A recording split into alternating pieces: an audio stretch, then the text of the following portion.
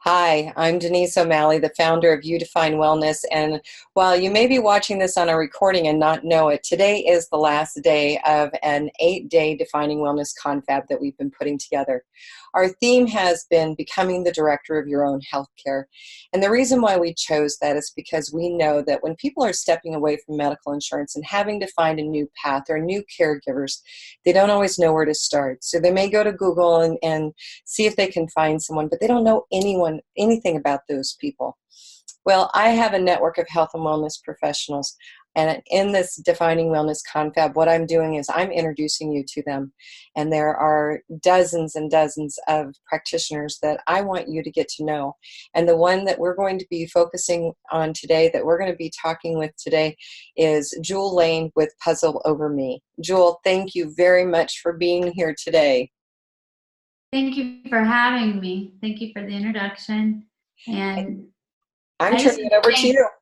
Well, I just want to thank you for all that you're doing to change the way we look at wellness and to present other options, especially for those in the workplace. So I need to figure out, I can't see my screen. There it is. Okay. Get my slides going. Are you able to see those? Not yet. Are you doing show screen or share? I did do share screen. Let me try again. It looks like it's starting to work. Don't know. There we go. Yay. Okay. Technology is my downfall.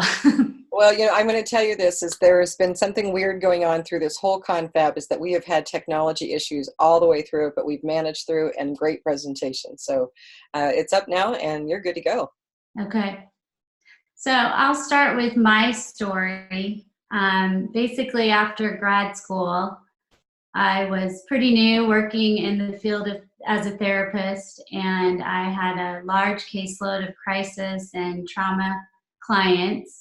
And I was there to prove myself, to be the best therapist that I could be, to give everything that I could to all my clients.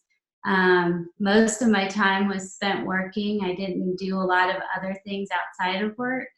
I just immersed myself into work to prove that I could be the best therapist there is and help as many people as possible.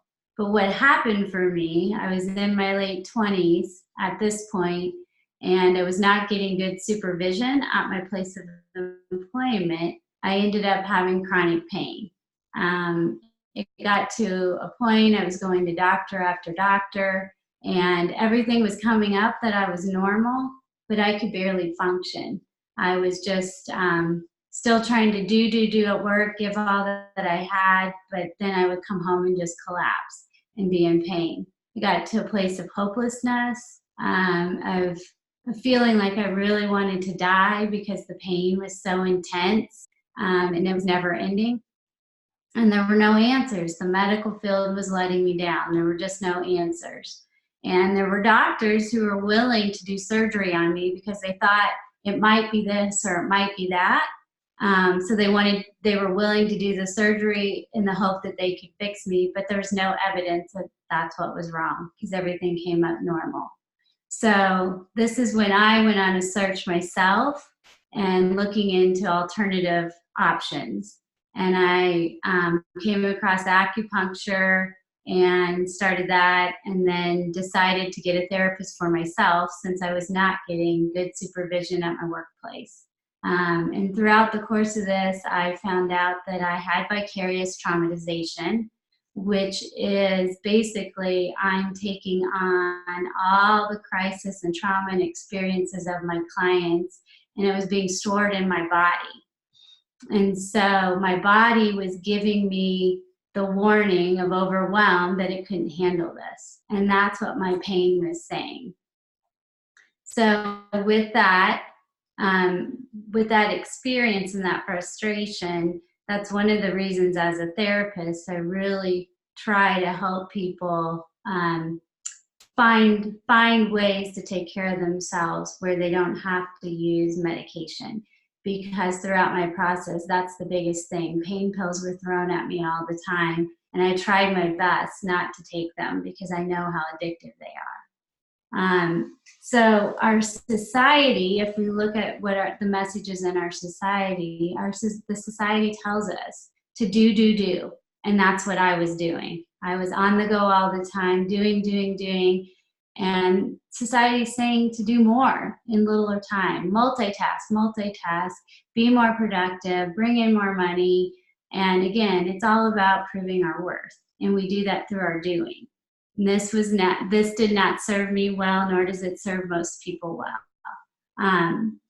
So in society, they look at this sense of overwhelm that I was having, the body was telling me with the pain that I'm in overwhelm, as stress. And society says stress is bad, avoid it at all costs, do whatever you need to find comfort in any other way.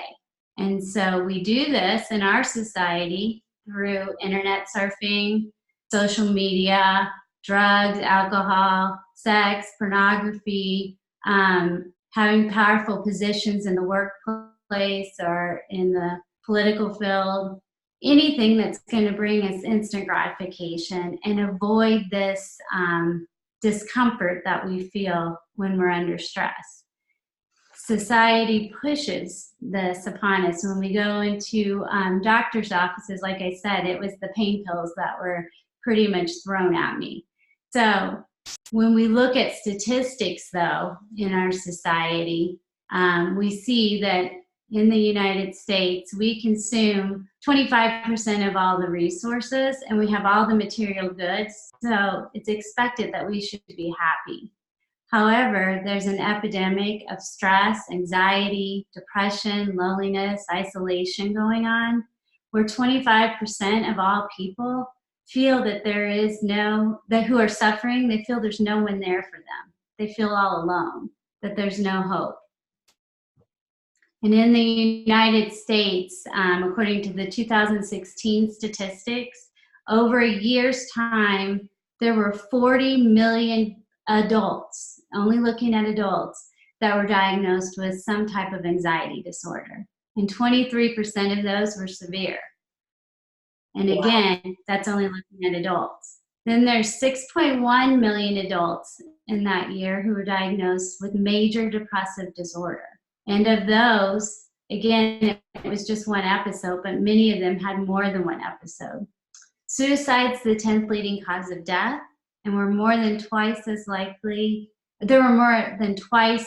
as many suicides as there are homicides. And stress-related problems cost the United States organizations over $300 billion.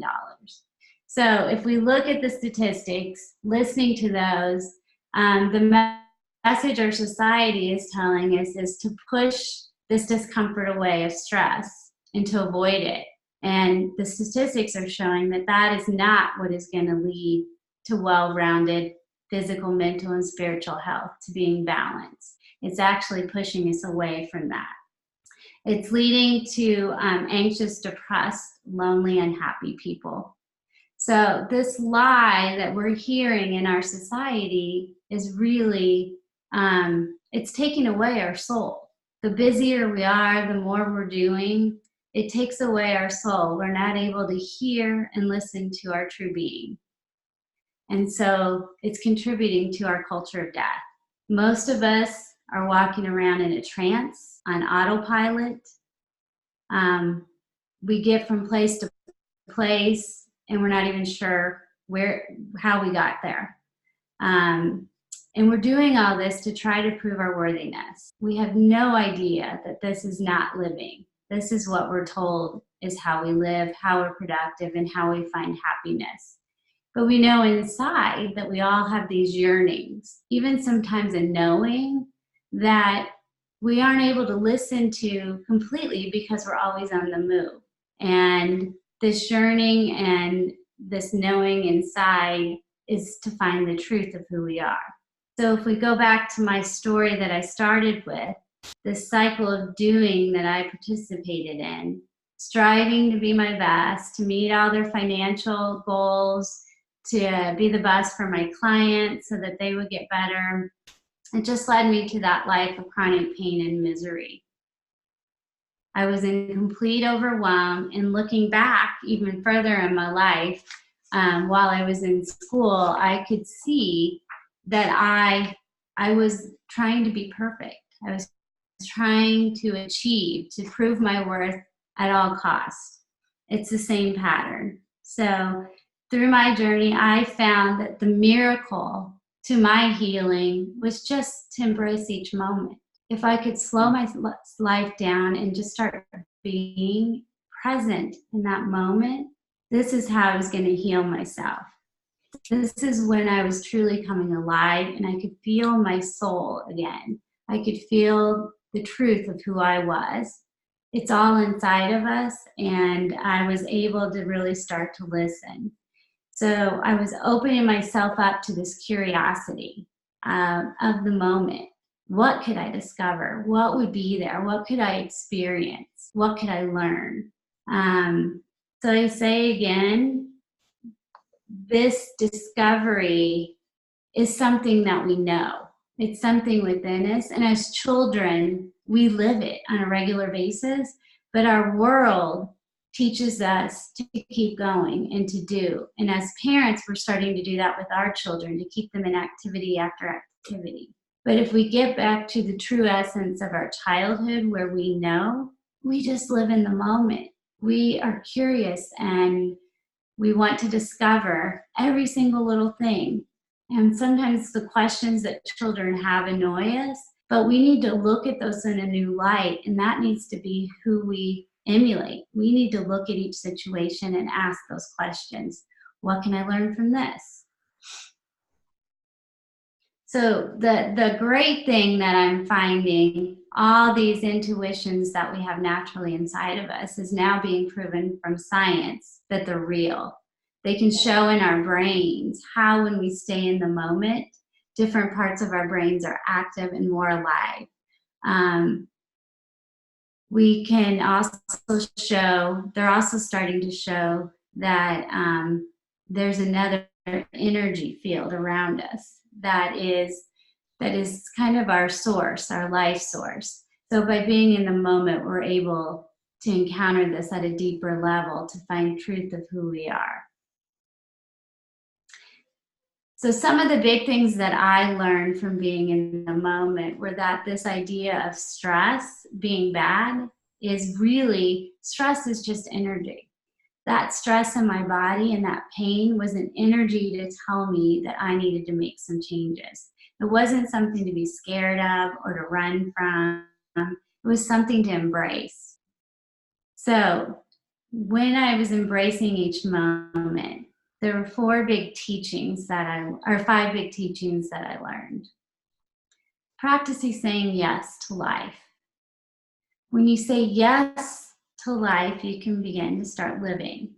So I want us to do a little exercise right now to practice this. So just kind of ground yourself with your feet on the ground, comfortable in your chair. I want you to close your eyes or gaze down. Just take a couple of breaths and settle in. And then we're going to say the word no. And we're going to say it forcibly. And I just want you to notice in your body what happens. No. No. No. No. Now just notice what's going on in your body. Okay, now let's take some breaths.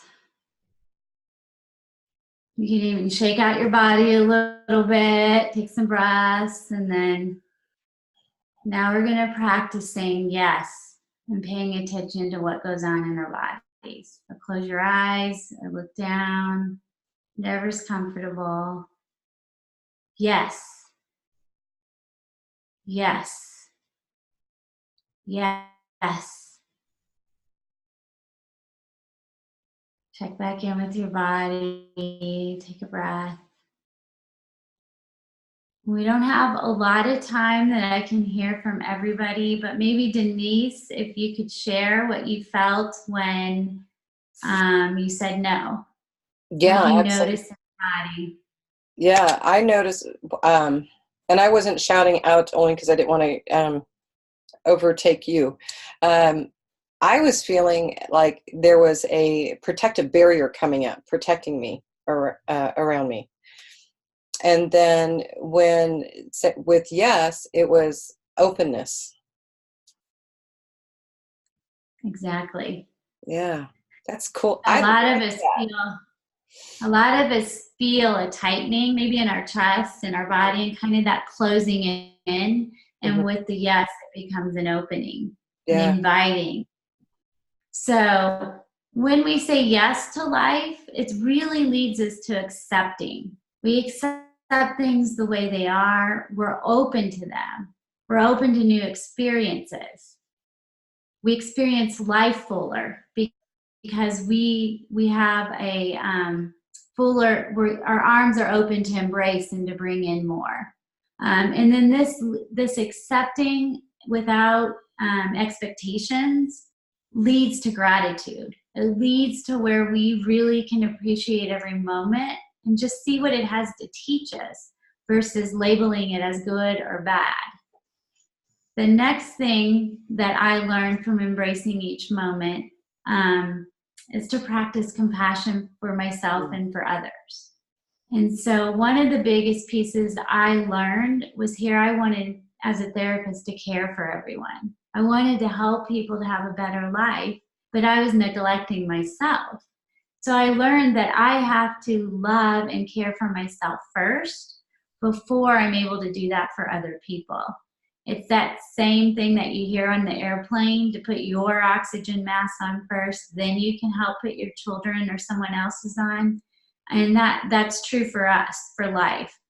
If I can't really accept myself completely, all parts of me, my strengths, my weaknesses, if I can't do that completely, I'm not going to be able to do that with others. So, by practicing this compassion for myself, I am actually not being selfish. I am being self giving because I'm able then to see others and accept their weaknesses without judgment. I'm able to experience more joy in my life because I am not having experiences of being jealous. I'm able to I experience joy when Denise has a success with something or accomplishes something in her life that she's been striving for, because I'm not jealous, because I'm able to accept who she is and want her to have those experiences, want her to be the best person she can be, because I accept who I am. And this accepting and this joy creates more connections. It expands our connections around us so that we have better relationships. We're able to experience people in a new way. So the third one is humility. Um, by being completely present in the moment, I learn that I need to be humble. Most of the time in my life, when I'm looking at reasons that I feel like I'm suffering, it's usually because of an expectation I had and being prideful about something. So if I practice the opposite about being humble, I'm able then to be more generous, which leads to me being more willing to sacrifice for another.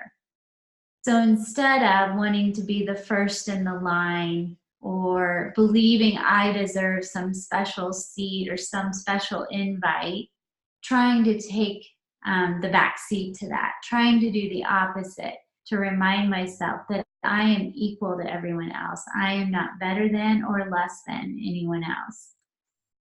And I think it was Rick Warren who said that humility isn't thinking less of yourself, it's thinking of yourself less. So there's a big difference. A lot of people don't want to practice humility because they think it's devaluing themselves, and that's not what it is.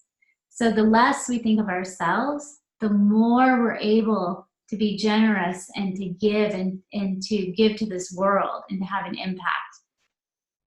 The next the next teaching moment that I got from embracing the moment was to practice seeing that there's something bigger than myself.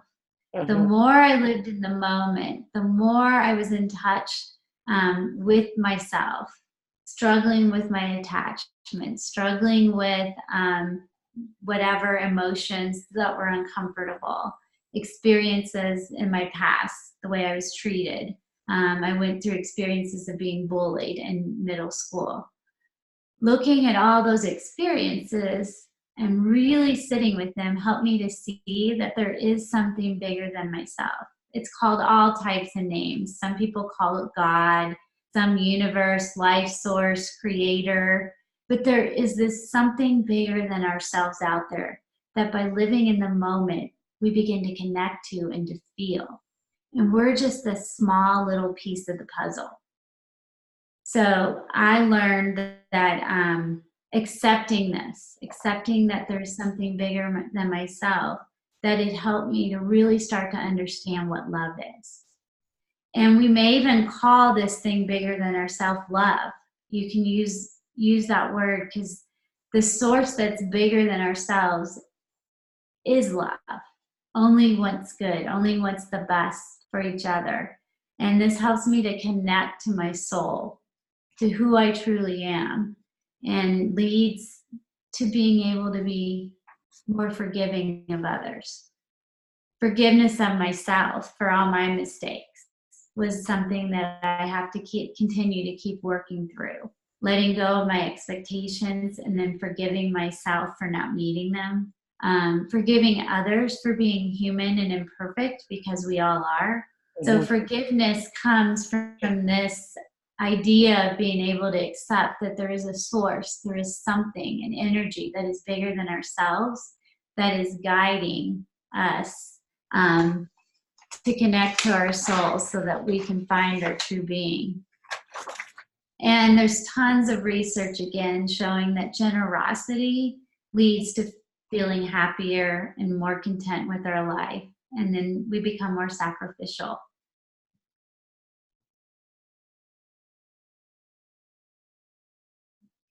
So the final one was learning to stay connected to my body.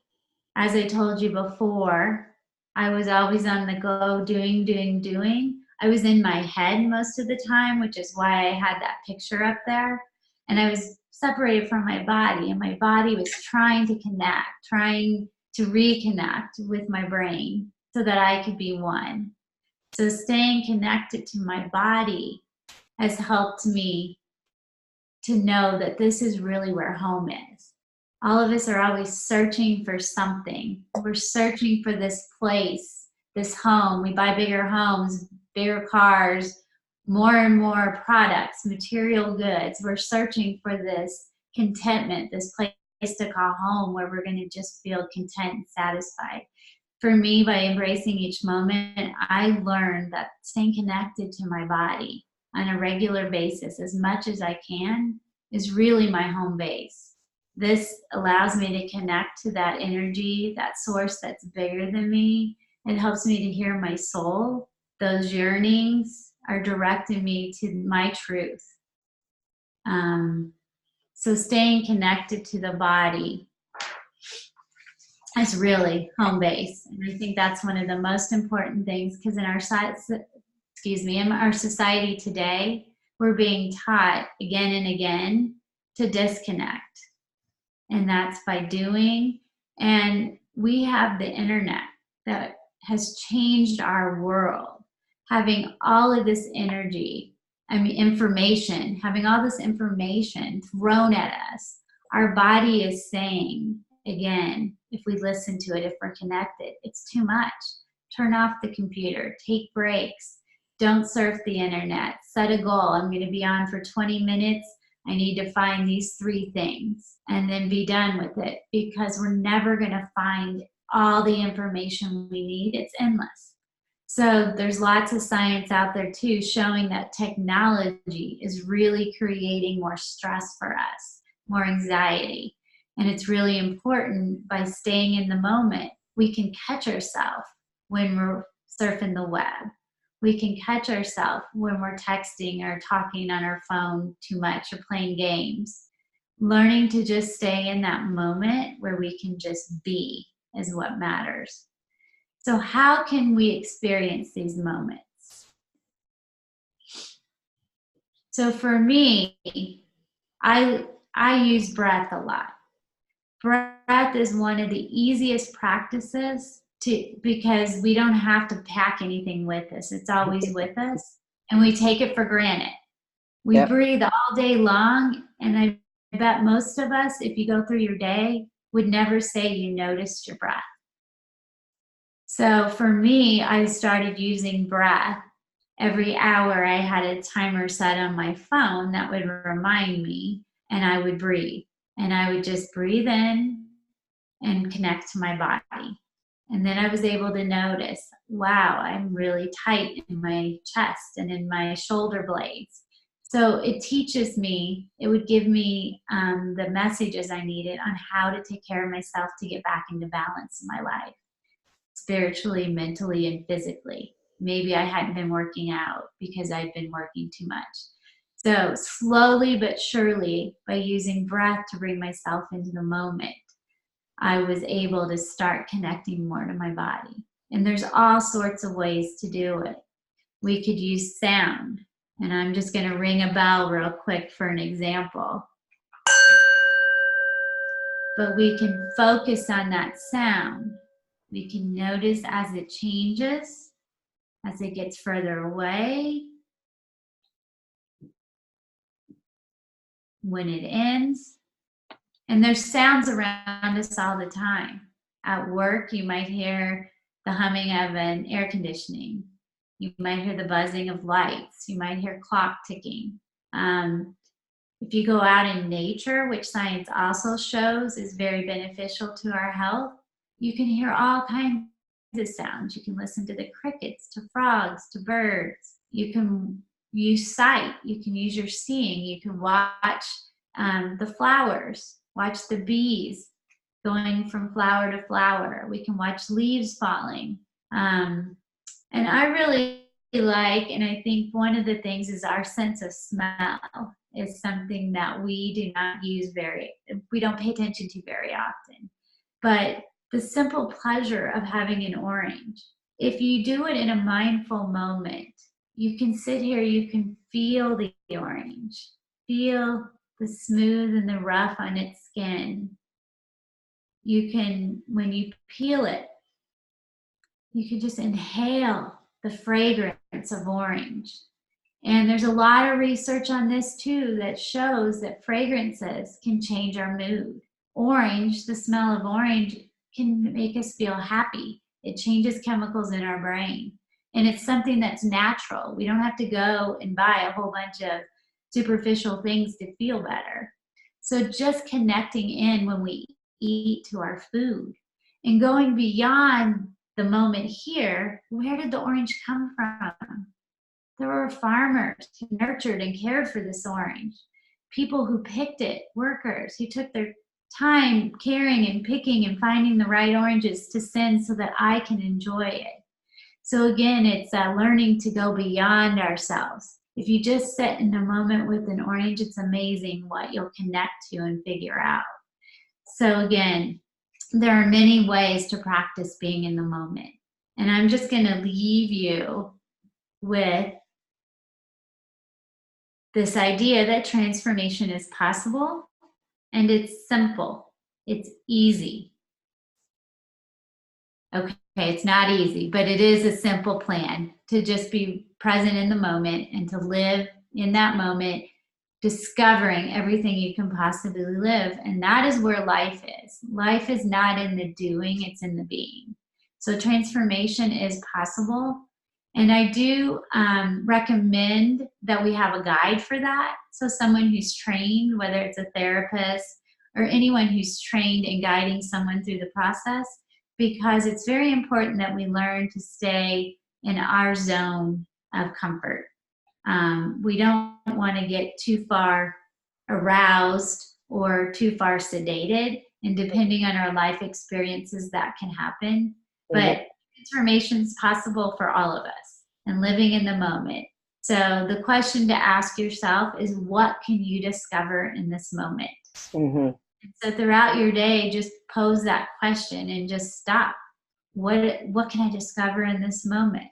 And you may discover that what you're doing isn't what you want to be doing, and it's not helping you to feel and be your best self. So Fantastic. I'm going to end with that. And Do you want to show that contact information page, or you want to come back to it? and I did want to say that anyone can call, and I can do a free 20-minute consultation, so that we can see if you have questions, just see if we might be a fit if you're looking at making some changes in your life. Awesome. I have a question for you. Is it okay for me to jump in now with questions? Yes. Okay. I'm going to go ahead and take your screen down. For those of you who haven't had a chance to write down our phone number, you know what? You can always come back to this. There's the nice little rewind button here. You said something that I'd never heard before, and it blew my mind as you were saying it, and that is the concept of vicarious traumatization. And that's something that I think not just therapists would be doing it. There are those walking around society who are carrying other people's trauma, and it's impacting them. And so thank you for sharing that concept, because it was an aha moment for me. And I appreciate that. And your ideas on how to be in the moment are fantastic. And, you know, we've had a number of speakers. It's been a constant theme, is breath. And we'll have another speaker who's going to be talking about breath here soon. It's so exciting to hear so many people talking about it on multiple platforms. In fact, they were talking about it at a conference I went to on mental health earlier this week, that is a great preventative tool to learn. I mean, okay, we all breathe all day, right? But doing it effectively and using it as a preventive tool, learning how to do it properly in advance so that when crisis or trauma hits your life, you have the tool to slip back into to better deal with the situation at the moment. And it doesn't have to be crisis or trauma. It can be anything, even too many phone calls in a day. Awesome. Yes, it can set your system off into overwhelm. Yes, you can. Okay, so this, folks, this is where I'm going to tell you about Jule being part of the You Define Wellness Network. Why my screen's not showing is beyond me. There, it should be showing now. And hold on a second. And what the You Define Wellness is all about. So we are a network of health and wellness professionals across the country. We have hundreds in our network. We are growing by leaps and bounds. We've only been around for about 3.5 years, and our goal is to be in every single state with about 1,000 providers in every state. That's the ultimate goal. But when you're searching the internet to find someone to work with, and you're Googling certain search terms, and you come up with a list or a directory of somewhere, you don't know anything about that person. When you find them on our website, and you can use our provider directory at youdefinewellness.com to find people to work with, whether or not you are a client of mine. When you find them on our website, you will know that they are vetted. And what that means is that we have done a criminal background investigation. We have looked at any disciplinary actions and stipulations against licenses they hold that are regulated by the state. We are looking at their reputation. We're making sure they're a legal business. So while it shouldn't be the end-all be-all of your search process and your own due diligence, you can know that when you're picking someone from the You Define Wellness Provider Network, that they have gone through that search. So it's one step closer to making the decision to working with someone. And the other part of it is when we have a network of providers like this, we can create products for you. Things like an employee benefit plan for the workplace. So whether you're an HR manager and making those kind of decisions, or you're just an employee of a company and you're wanting an employer subsidized way to access people like Jule and 130 other modalities on our plan, This is a great product. Our providers have also created programs for the workplace and for community groups. So if you're looking for a speaker on health and wellness, maybe for a lunch and learn or an association meeting or whatever it may be, we have a catalog of topics, and these are programs that they have created and they will conduct. And we have some programs that are available worldwide by using technology. And then we have an individual product, and we wanted to make sure to let you know Jule is in this. She does accept this. The Healthy Living Savings Card is a program that we have come up with to help individuals access and save a little in working with health and wellness professionals in our network who accept it. And it debuted during this Defining Wellness Confab. Through the end of the month, it's available at half price. You can get it for $49.50. And I'm going to tell you, it's a one-time fee. It never expires. And the beauty of it is whoever is holding that card and presents it to a provider in our network who accepts it will receive the discount or the benefit. And you can share it with your family, you can share it with your friends, you can share it with your next door neighbor, and you can use it as many times in a month as you want. And you can learn more at our website at udefinewellness.com. And then the last thing that I want to share with you again is Jule's information. Here is her phone number. Please reach out to her and see whether or not it's a fit for working together. She's got some great information that she shared on this, and wonderful tips and tools that you can put into your life immediately.